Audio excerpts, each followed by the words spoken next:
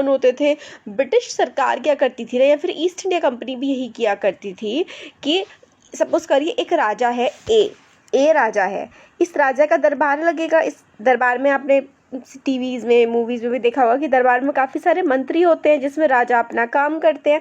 अब इन मंत्रियों के साथ राजा के दरबार में एक ईस्ट इंडिया कंपनी का भी, यानी कि अंग्रेजी सरकार का भी एक पर्सन होगा, उसी को ही कहते थे रेसिडेंट। और ये जो रेसिडेंट होता था ना, बहुत ज़्यादा दखलंदाजी करता था, राजा को क्या काम करना है, क्या काम नहीं करना है, हर चीज़ ये रेसिडेंट जो है दखलंदाजी उसमें किया करता था।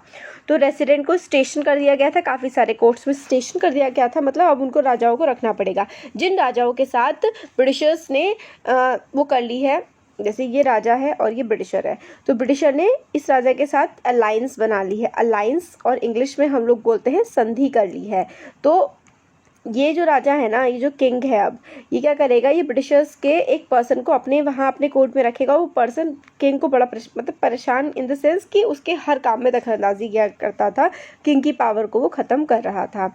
तो बहुत ज़्यादा freedom of the rulers reduce, क्योंकि वो एक पर्सन हमेशा रहता था अंग्रेजी सरकार का, वो दखलंदाजी करता रहता था, तो रूलर्स की फ्रीडम काफ़ी ज़्यादा कम हो गई थी।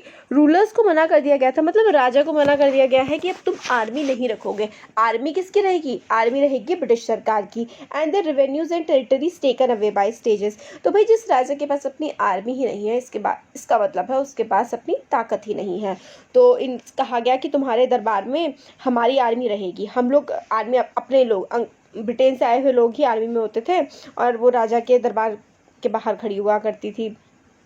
और धीरे धीरे करके राजा से जो कर इकट्ठा करने का अधिकार होता है वो भी इन अंग्रेज़ों ने छीन लिया। तो भाई राजा बड़ा परेशान थे कि भाई हमारे पास तो कोई हक ही नहीं बचा है।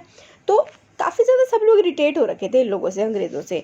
काफ़ी सारी जो रूलिंग फैमिलीज़ थी उन्होंने ट्राई किया नेगोशिएट करने का, ताकि company to protect their interest, मतलब कि काफ़ी सारे जो राजा महाराजा थे, क्वींस थी, उन्होंने करा कि भाई अंग्रेज़ों हम आपके साथ कोऑपरेट कर लेंगे, बट आप हम लोगों को कुछ राइट्स तो दे दो, कुछ हक तो दे दो। उनमें से ही एक थी रानी लक्ष्मीबाई।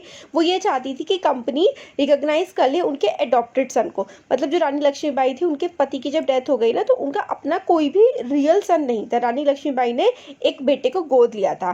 तो रानी लक्ष्मीबाई चाहती थी कि जो अंग्रेजी सरकार है ना, ये मान ले कि ये उनका बेटा है और इस बेटे को राजा बनने दे। बट अंग्रेजी सरकार ने कहा कि नहीं, हम इसको राजा नहीं बनने देंगे, अब आपका राजवास सब खत्म हो गया, अब आपका जो इलाका है ना, आपका जो राज्य है वो हमारा हो गया, क्योंकि आपके राजा जी तो मर गए, उनका तो कोई बेटा है नहीं, और ये जो बेटा आपने गोद लिया है, अडॉप्ट किया है, इसको हम मानेंगे नहीं। तो रानी लक्ष्मीबाई ने अपने हस्बैंड की डेथ के बाद कहा कि भाई अडॉप्टेड सन को मान लो। उनकी बात नहीं मानी गई, तो रानी लक्ष्मीबाई ने भी अंग्रेज़ों के खिलाफ विद्रोह कर दिया। इसी तरीके से नाना साहेब जो थे वो भी एक अडॉप्टेड सन थे पेशवा बाजीराव टू के। तो नाना साहेब भी पेशवा बाजीराव देखी है ना मूवी आपने, तो उसके मतलब उनके ही आगे की पीढ़ियों में पेशवा बाजीराव टू भी थे एक। उनका कोई अपना असली बेटा नहीं था, उन्होंने भी नाना साहेब